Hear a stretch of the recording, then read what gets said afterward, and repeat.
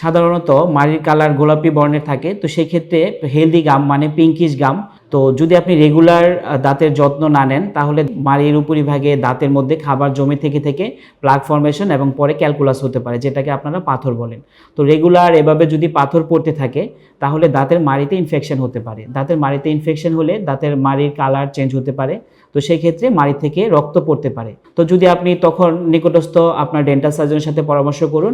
না হলে এই প্রক্রিয়া যদি কন্টিনিউ হতে থাকে তো সেই ক্ষেত্রে দেখা গেছে যে কন্টিনিউ যদি ব্লাড বের হতে থাকে তখন দাঁতের মাড়ি দুর্বল হয়ে যেতে পারে, একটা পর্যায়ে দাঁতের শিকড় দুর্বল হয়ে দাঁত নড়ে পড়ে যেতে পারে।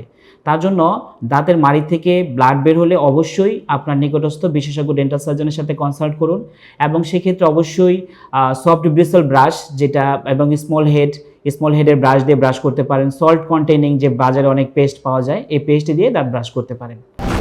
সেরা ডাক্তার, সেরা হাসপাতাল, খাজা বদরুদ্দোজা মডার্ন হাসপাতাল।